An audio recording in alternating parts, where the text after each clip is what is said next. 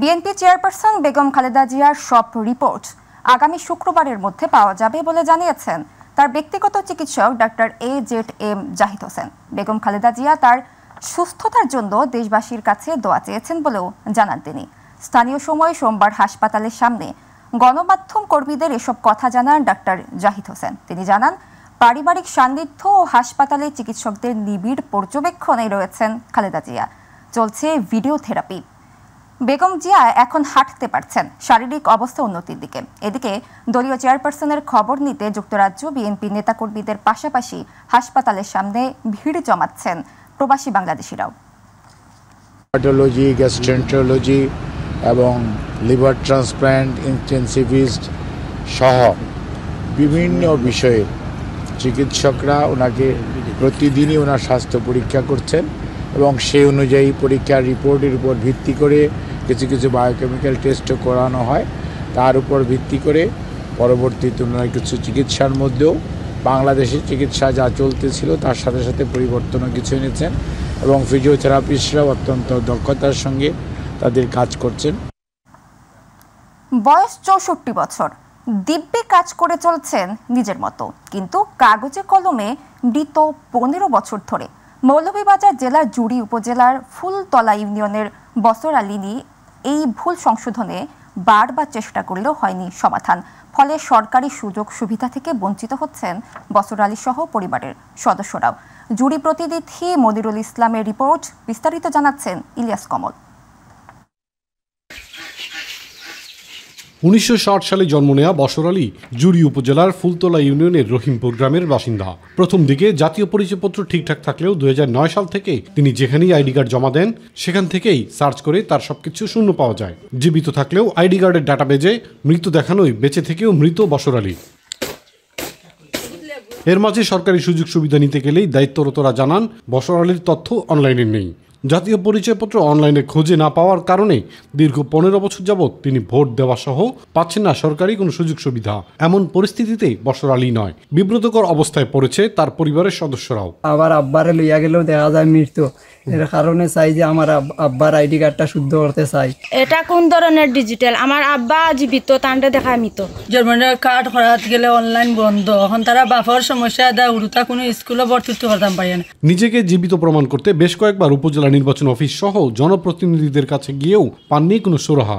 বারবার নানা অফিসে ধর্ণা দিয়েও কোনো সুরাহা না পেয়ে তিনি এখন প্রায় হাল ছেড়ে দিয়েছেন।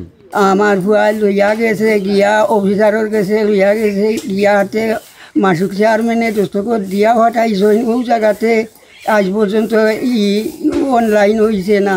ভোটার তালিকা থেকে কিভাবে বসর আলীর নাম শূন্য হলো তা খতিয়ে দেখে সংশোধনের আশ্বাস দিয়েছে নির্বাচন কমিশন।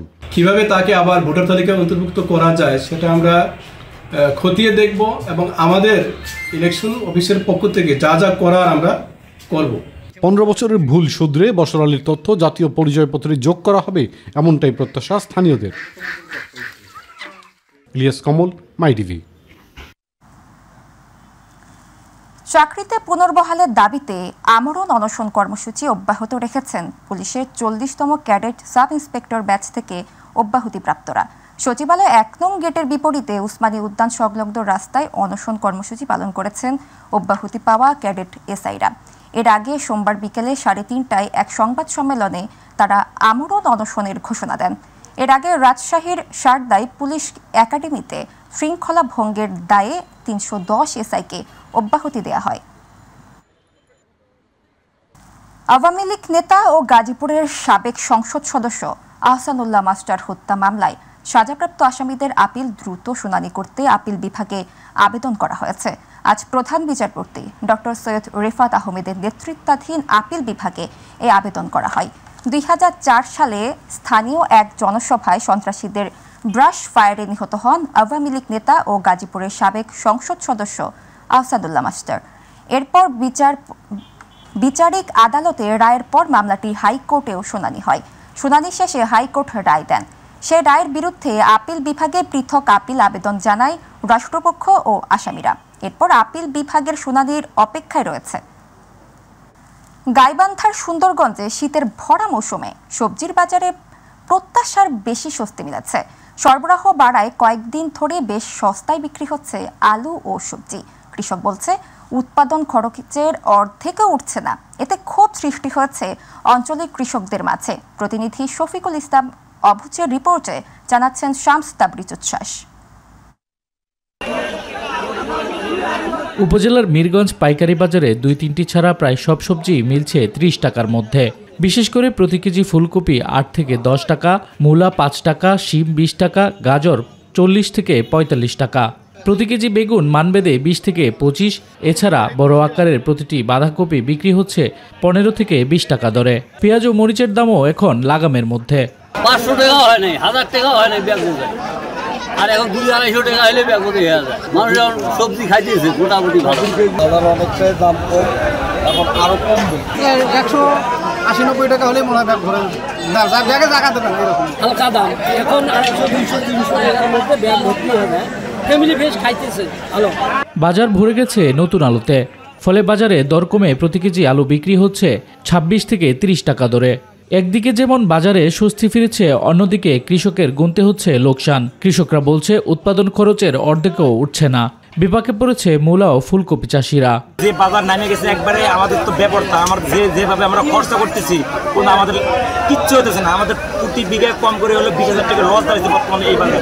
খরচে আছে প্রতিটা পার কেজি ৩ থেকে ৪ টাকা, এতে প্রতিটা কৃষক দিশে হারা। বেগুন তো দামে কম, বোঝেন না, কীটনাশকের দাম বেশি, ১৮ টাকা কেজি বেগুন বিক্রি করতেছে। বিক্রি করলে তো লাভ হতেছে না, যেটা খরচ হচ্ছে এটা তো উঠতেছে না।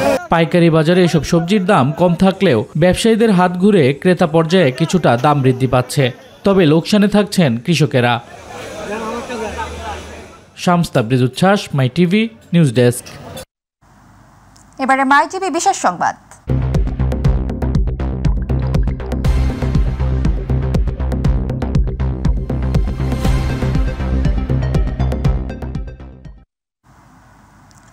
বাজারে নিত্যপণ্যের দাম বৃদ্ধি পাওয়ায় নিম্ন আয়ের মানুষের মাঝে নাভিশ্বাস উঠছে। কাঁচা বাজার সহ চাল, তেল, ডাল, চিনি, আটা, ময়দার দাম ক্রমাগত বৃদ্ধি পাওয়ায় বাজারে গিয়ে স্বস্তি পাচ্ছেন না সাধারণ মানুষ। হঠাৎ করে বেড়ে যাওয়া আলু, পেঁয়াজ ও রসুনের দামও ক্রেতাদের নাগালের বাইরে চলে যাচ্ছে। এদিকে চালের বাজারেও দাম বৃদ্ধির ছোঁয়া লেগেছে। কিভাবে চলছে নিম্নবিত্তদের জীবন, তাই নিয়ে সাইদুর রহমান আবিরের বিশেষ রিপোর্ট।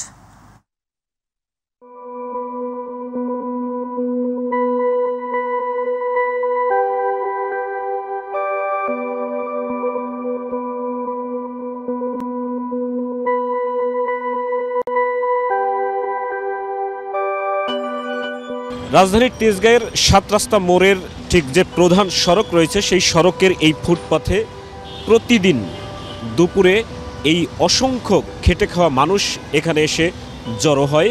আর উদ্দেশ্য হচ্ছে তারা দুপুরের একবেলা খাবার খাবে এখানে। কারণ এই খেটে খাওয়া মানুষগুলো সকাল থেকে সন্ধ্যা পর্যন্ত যে পরিশ্রম করে উপার্জন করে, সেই উপার্জন দিয়ে কোনোভাবেই তারা পরিবারের প্রত্যেকটি সদস্যের খাবার নিশ্চিত করতে পারে না। আর এর অন্যতম কারণ হচ্ছে দ্রব্যমূল্যের ঊর্ধ্বগতি। দ্রব্যমূল্যের এই ঊর্ধ্বগতিতে কেমন আছেন এই খেটে খাওয়া মানুষগুলো? একবেলাও খাই, কোনোদিন 2 বেলাও খাই। বাজারে তো সব কিছুর দাম।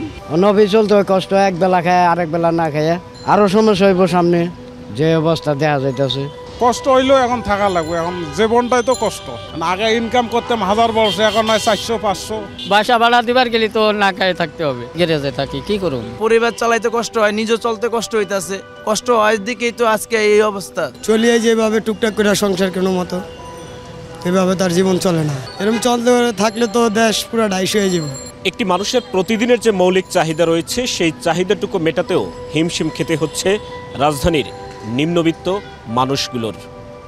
রাজধানীতে যারা দিনমজুর রয়েছেন তারা একটি হিসেব তুলে ধরেছেন প্রতিদিনের আয় এবং ব্যয়ের, যেখানে নেই কোনো সামঞ্জস্যতা। পরিবারের প্রতিটি সদস্য প্রতিদিন দিনমজুর হিসেবে কাজ করলেও দিন শেষে তারা 3 বেলা খাবার এবং থাকার খরচ নিশ্চিত করতে পারছেন না এই রাজধানীতে। দ্রব্যমূল্যের কষাঘাতে অনেকটাই হতাশাগ্রস্ত এই মানুষগুলো। 3 বেলা খাওয়া অনেক কঠোর। 2 কেজি বোতল টুকাইলে বেশি মাত্র 60 টাকা। তো ইহতে চাইলি কেন না, ঘর বাড়াই দিব না খাম। নুন আনলে তেল নেওয়া যায় না, তেল নিলে চাল নেওয়া যায় না। মনে করেন যে পয়সা কামাই করি, পয়সা দিয়ে সংসার চলার মতো না। সংসার চালানো যায় না, সম্ভব না, অসম্ভব হয়ে যায়। ভীষণ অসুবিধার মধ্যে পড়ে যাবো। বাজার তো এখন চড়া, আগে বলে সরকারে চুরি করে খাইছে, এখন চুরিটা করে কেটাই দিতে বুঝতে পারতেছি না। সবার আগে আপনাদের জন্য দোয়া করলাম যেন আল্লাহ পাক আপনাদের হেফাজত করে। বাংলাদেশে প্রথম আপনারা একটা রিক্সা চালকের খরচ আর ইনকাম হিসাবে জাতির সামনে তুলে ধরার জন্য আপনারাই প্রথম জিজ্ঞাসা করলেন। আমাদের জীবন হলো একদম নির্বিশ্বাস, আমরা যে কীভাবে যানজট হলে তো কাজই করতে পারতেছি না। দ্রব্যমূল্য সর্বস্তরে ক্রেতাদের নিয়ন্ত্রণে আনতে যথাযথ উদ্যোগ নেওয়া হয়েছে বলে ইতিমধ্যেই বারবার জানিয়েছেন বর্তমান সরকারের সংশ্লিষ্ট দপ্তরসমূহ। তবে সেই উদ্যোগ বাস্তবায়নের যে গতি, সেই গতি যদি আরও বেগবান করা যেত তাহলে এই সমস্যা কিছুটা হলেও সমাধান হওয়া শুরু করত। পাশাপাশি দীর্ঘদিনের যে একটি চিহ্নিত সমস্যা এই দ্রব্যমূল্যের জন্য, সেটি হচ্ছে সিন্ডিকেট এবং অসাধু ব্যবসায়ীদের দৌরাত্ম্য। তাদের বিরুদ্ধে কঠোর এবং দৃশ্যমান ব্যবস্থা এবং সংশ্লিষ্ট যারা আছেন তারা যদি আরও আন্তরিক এবং কঠোর হতো এ বিষয়ে, তাহলে কিছুটা হলেও এই সমস্যার সমাধান করা যেত, এমনটাই মনে করছেন বিশ্লেষকরা, সংশ্লিষ্টরা এবং ভুক্তভোগীরা। সাইদুর রহমান আবির, মাই টিভি, ঢাকা। এবারে আমাদের কৃষি।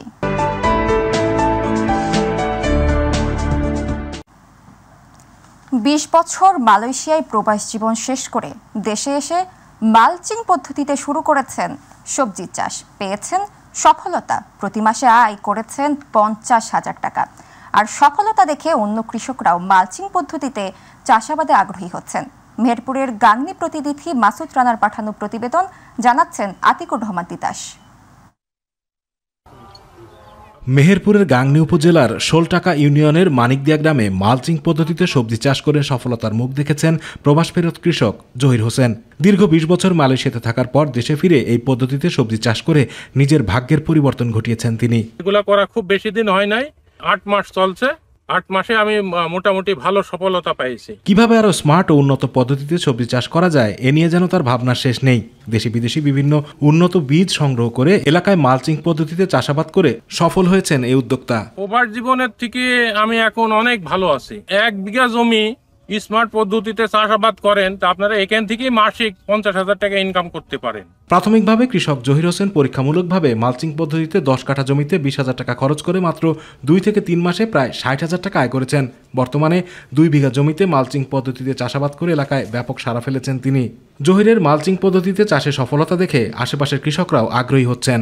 পলিথিনে আপনার সারটা সবকিছু কম লাগে, লেবার খরচ বাড়ছে, সব ধরে পানি খরচটা কম লাগছে, বৃষ্টির পানি দাঁড়ায় না, কিনা আপনার আগাছা কম বেড়ায়। এই আবাদটা দেখি আমরা এই আবাদটা করবো, আমাদের দেখি খুব ভালো লাগছে। ওই পদ্ধতিতে আবাদ করলে লাভবান হওয়া যায়। আগামীতে সবাই আমরা করার পদ্ধতিটা নেব। এই পদ্ধতিতে সবজি চাষ করলে আগাছা কম হয়, জমিতে সার ও সেচও কম লাগে। তাই মালচিং পদ্ধতি কৃষকদের মাঝে ছড়িয়ে দিতে কাজ করে যাচ্ছে কৃষি বিভাগ। যে উপকারগুলো হয় সেখানে হচ্ছে আমাদের সার কম লাগে, আমাদের হচ্ছে সেখানে হচ্ছে পানি কম লাগে, পানি সাশ্রয় হয় এবং সাথে আমাদের যে আগাছাগুলো আছে সেই আগাছাগুলো হচ্ছে কম আসে, যে কারণে হচ্ছে কৃষকরা অধিক লাভবান হয়। আতিকুর রহমান তিতাস, মাই টিভি। পদ্মার কোল ঘেঁষা সিল্ক সিটি রাজশাহী। শীতের সন্ধ্যায় নগরী CND মোড়ের এক পাশে ফুটপাত জুড়ে বসেছে ব্যতিক্রমী শাকের হাট। বেশ কয়েকজন নারী সারিবদ্ধভাবে বসে ধারালো বটিতে কাটছে নানা জাতের শাক।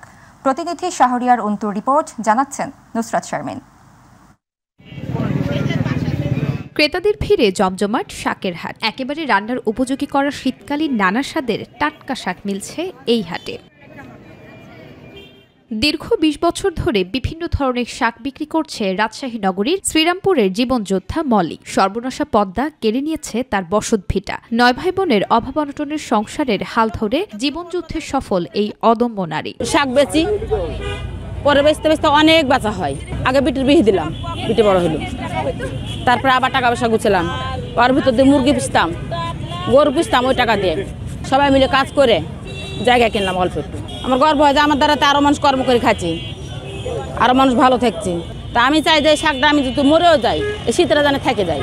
মলির মতো স্বাবলম্বী হয়েছে বেশ কয়েকজন নারী। ব্যতিক্রমী এই শাকের হাটেই খুঁজে পেয়েছে তাদের জীবিকার সন্ধান। যখন মানুষ খাওয়া ধরলো আমরাও কিছু কিছু অল্প অল্প করে 1-2 কেজি করে নিয়ে আনতে তখন আমরা এই শাকের মানে বিজনেসটা শুরু করলাম যে মানুষ তো খাচ্ছে তাহলে আমরা আর একটু বাড়িয়ে নিয়ে গেলে আরও অনেক মানুষ খাবে আর আমাদেরও 2 পয়সা আয় করা হবে। আমার খুব কষ্ট হতো সংসারে ছেলেপিলে মানুষ করতে, সবার দেখা দেখি তখন আম্মু বিক্রি করতে লাগলাম। কনকনে শীতের সকালে পদ্মার চর থেকে কুয়াশা ভেজা খেসারি, ছোলা, সরিষা, বথুয়া সহ নানা পদের শাক কিনে এনে কেটে বিক্রি করছে ব্যস্তই শহরে। বাড়তি আয়ে ঘুরে দাঁড়িয়েছে এসব জয়িতারা।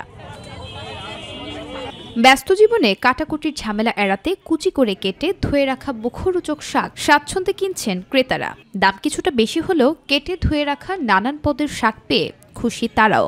মা ভাবিদের বোনদের বাসায় নিয়ে যে এই শাক কাটা আসলে অনেক ঝামেলাপূর্ণ হয়, তাই এখান থেকে বিভিন্ন রকম শাক নিয়ে যাই আমরা। ভালো লাগছে যে কাটা পাওয়া যাচ্ছে, আমাদেরকে আর বাসায় যে বেশি খাটনি করা লাগবে না।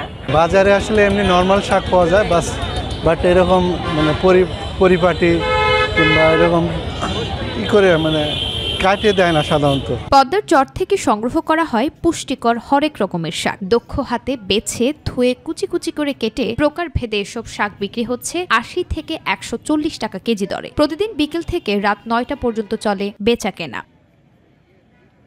নুসরাত শারমিন, মাই টিভি নিউজ।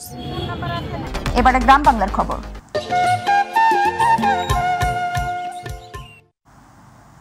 বেনাপোল ইমিগ্রেশন দিয়ে ভারতে যাওয়ার সময় ছাত্রলীগ নেত্রী সুস্মিতা পান্ডে ও তার ভাই সত্যজিৎ পান্ডে নামে 2 জনকে আটক করেছে ইমিগ্রেশন পুলিশ, বিজিবি ও গোয়েন্দা। ইমিগ্রেশন পুলিশের পরিদর্শক ইব্রাহিম আহমেদ জানান, সোমবার বেনাপোল সীমান্ত দিয়ে ভারতে প্রবেশকালে ঢাকা ইডেন কলেজের সাবেক সাংগঠনিক সম্পাদক সুস্মিতা পান্ডে ও সত্যজিৎ পান্ডে নামে 2 জনকে আটক করে ইমিগ্রেশন পুলিশ। তারা মাগুরা সদরের স্বপন পান্ডের ছেলে ও মেয়ে। তারা 2 জনই ঢাকা নিউ মার্কেট থানার নাশকতা মামলার আসামি। আটককৃতদের বেনাপোল পোর্ট থানায় সোপর্দ করা হয়েছে।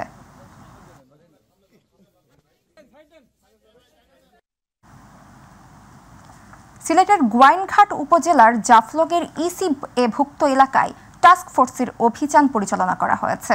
সোমবার দুপুর থেকে বিকেল পর্যন্ত জাফলগের বল্লাঘাট এলাকায় জেলা প্রশাসনের উদ্যোগে পুলিশ ও আনসারের সহযোগিতায় সিলেট জেলা প্রশাসক কার্যালয়ে নির্বাহী ম্যাজিস্ট্রেট তমালিকা পাল এর নেতৃত্বে এই অভিযান পরিচালিত হয়।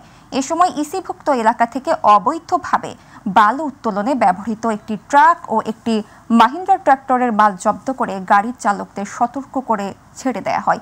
অবৈধভাবে বালু ও পাথর উত্তোলন বন্ধে প্রশাসনের এ ধরনের অভিযান অব্যাহত থাকবে বলে জানিয়েছে অভিযানে নেতৃত্ব দেয়া নির্বাহী ম্যাজিস্ট্রেট। সিরাজগঞ্জে শুরু হয়েছে ঘন কুয়াশা ও শৈত্যপ্রবাহে কনকনে হাড় কাঁপানো ঠান্ডায় বিপর্যস্ত হয়ে পড়েছে জনজীবন। সিরাজগঞ্জের চৌহালি ও বেলকুচি উপজেলায় পাল্লা দিয়ে বাড়ছে শীত। বিপাকে পড়েছে খেটে খাওয়া ছিন্নমূল ও নিম্ন আয়ের মানুষ। ঘন কুয়াশায় ঢাকা রয়েছে এলাকায় প্রচণ্ড শীতে স্বাভাবিক কর্মকাণ্ড ব্যাহত হচ্ছে। দেখা যায় গাড়ির হেডলাইট জ্বালিয়ে রাস্তায় চলছে। গ্রামগঞ্জের অসহায় মানুষরা সবচেয়ে বেশি সমস্যায় পড়েছে যমুনার চরাঞ্চলের মানুষ। ঘন কুয়াশা আর হিমেল হাওয়ায় উত্তরাঞ্চলে দিনাজপুরের পার্বতীপুরে জেঁকে বসেছে শীত। দিনে সূর্যের আলো দেখা মিললেও তাপমাত্রার পারদ নিম্নমুখীর কারণে রাতে ঠান্ডার তীব্রতা বাড়ছে প্রতিনিয়তই। শীত নিবারণে লেপ তোষকের চাহিদা বেশি হওয়ায় এসব তৈরিতে ব্যস্ত সময় পার করছেন কারিগররা। তবে দ্রব্যমূল্যের ঊর্ধ্বগতির কারণে গতবারের তুলনায় এবারে প্রতিটি লেপ তোষক কিনতে বাড়তি 300 থেকে 500 টাকা বেশি গুনতে হচ্ছে বলে অভিযোগ করেছেন ক্রেতারা।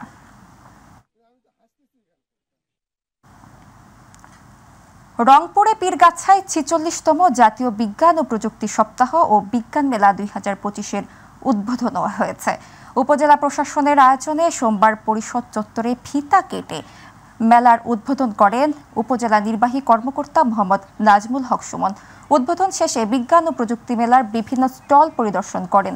এ সময় উপস্থিত ছিলেন মাধ্যমিক শিক্ষা কর্মকর্তা Syed Sujamia, Pirgachha UP chairman Mustafizur Rahman Reza, academic supervisor Faruquzzaman Dakua সহ মেলায় উপজেলার ৯ ইউনিয়নের বিভিন্ন শিক্ষা প্রতিষ্ঠানের ক্ষুদে বিজ্ঞানী, বিভিন্ন শিক্ষা প্রতিষ্ঠানের শিক্ষক ও শিক্ষার্থীরা, সাংবাদিকরা।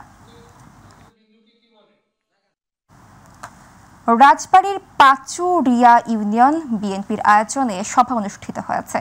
সোমবার জেলা সদরের মুকুন্দিয়া হাই স্কুল মাঠ প্রাঙ্গণে পাচুরিয়া ইউনিয়ন বিএনপির সভাপতি মোহাম্মদ রফিকুল ইসলামের সভাপতিত্বে প্রধান অতিথি ছিলেন বিএনপির জাতীয় নির্বাহী কমিটির সদস্য, সাবেক সংসদ সদস্য ও জেলা বিএনপির সাবেক সভাপতি আলী নেওয়াজ মাহমুদ খৈয়ম সহ অন্যান্যরা।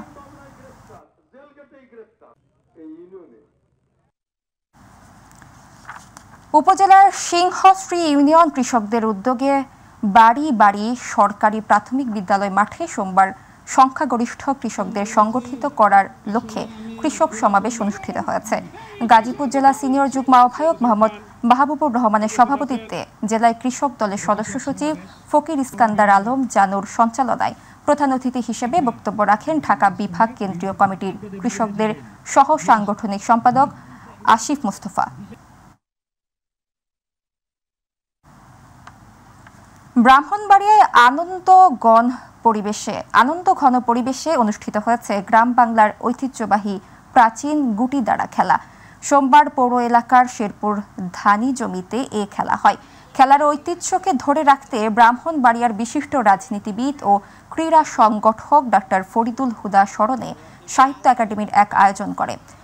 মহিষের শিং দিয়ে বিশেষভাবে তৈরি এক ধরনের গুটি ও ১.৫ হাত লম্বা বাঁশের দ্বারা দিয়ে প্রবীণ নবীনের মাঝে এই খেলা অনুষ্ঠিত হয়।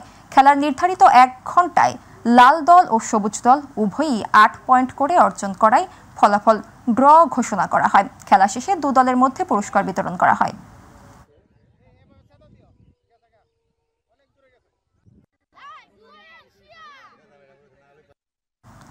বাংলাদেশ জামায়াতে ইসলামী ব্রাহ্মণবাড়িয়া পৌর শাখার উদ্যোগে শ্রমিক ভাইদের মাঝে শীতবস্ত্র বিতরণ করা হয়েছে। সোমবার বিকেলে শহরের মাঠে গোড়ায় আয়োজিত অনুষ্ঠানে প্রধান অতিথি ছিলেন জামায়াতে ইসলামীর ব্রাহ্মণবাড়িয়া জেলা শাখার নায়েবে আমির কাজী ইয়াকুব আলী। জামায়াতে ইসলামীর পৌর শাখার আমির মাওলানা আবুল বাশার ভুইয়ার সভাপতিত্বে বিশেষ অতিথি ছিলেন জেলা শাখার সেক্রেটারি অধ্যক্ষ মোবারক হোসেন, HRD সেক্রেটারি অধ্যাপক জোনায়েদ হাসান, সহকারী সেক্রেটারি আমিনুর ইসলাম সহ আরও অনেকে। কুষ্টিয়ার মিরপুরে বুড়াপাড়া মিটন মাধ্যমিক বিদ্যালয় পরিচালনা পর্ষদের সভাপতিত্ব নির্বাচন নিয়ে সন্ত্রাসী কর্মকাণ্ড ও জামায়াত কর্মী নিহতের প্রতিবাদে সংবাদ সম্মেলন করেছে জামায়াত ইসলামী। সোমবার মিরপুর প্রেস ক্লাবে মিরপুর উপজেলা জামায়াতের আয়োজনে অনুষ্ঠিত উক্ত সংবাদ সম্মেলনে লিখিত বক্তব্য পাঠ করেন জেলা জামায়াতের নায়েবে আমির মোহাম্মদ আব্দুল গফুর। এ সময় তিনি বুড়াপাড়া মিটন মাধ্যমিক বিদ্যালয় পরিচালনা পর্ষদের সভাপতি নির্বাচন নিয়ে প্রতিপক্ষের হামলায় নিহত জামায়াত কর্মী খোকন মোল্লা হত্যাকারীদের দ্রুত আইনের আওতায় আনার দাবি জানান।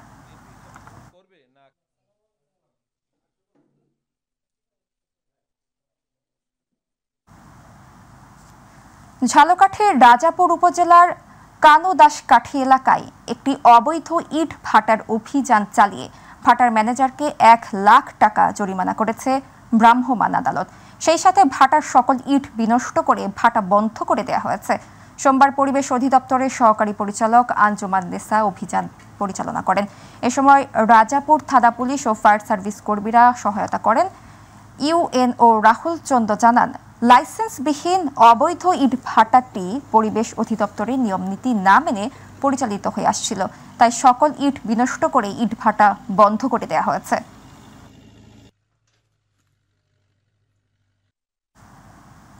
লক্ষ্মীপুরে ডাকাতি হওয়া ১,৩৬,০০০ টাকা মূল্যের স্বর্ণালংকার সহ আন্তঃজেলা ডাকাত দলের ৫ সদস্যকে গ্রেফতার করা হয়েছে। পরে তাদের লক্ষ্মীপুর আদালতে সোপর্দ করা হয়েছে। সোমবার পুলিশ সুপার কার্যালয়ে সম্মেলন কক্ষে প্রেস ব্রিফিং করে অতিরিক্ত জেলা পুলিশ সুপার হাসান মোস্তফা স্বপন বিষয়টি নিশ্চিত করেন। স্বীকারোক্তিমূলক জবানবন্দি অনুযায়ী গত ১২ জানুয়ারি কুমিল্লার ১৪ গ্রামের মিয়ার বাজার এলাকা থেকে বেলালকে গ্রেফতার করা হয়। তার দেয়া তথ্য মতে মিয়ার বাজারের একটি জুয়েলারি দোকান থেকে ডাকাতি করা স্বর্ণালংকার উদ্ধার করা হয়েছে। একইভাবে অপর ২ আসামিকে নোয়াখালীর মাইজদি ও কালামকে রামগতির আজাদনগর এলাকা থেকে গ্রেফতার করা হয়।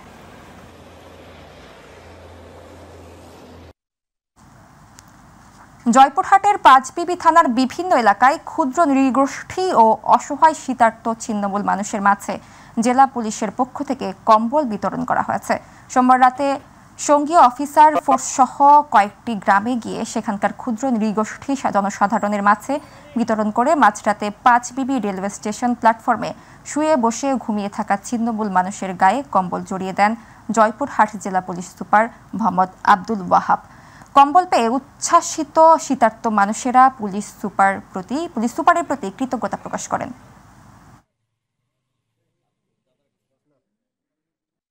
মূলত মানুষের অসহায় মানুষের পাশে একটু থাকা, এইটুকুই আমাদের মানবিক প্রচেষ্টা, এটা আমাদের সবার দায়িত্ব। আমরা মনে করি আমাদের পক্ষ থেকে যতটুকু করার আমরা করে যাচ্ছি।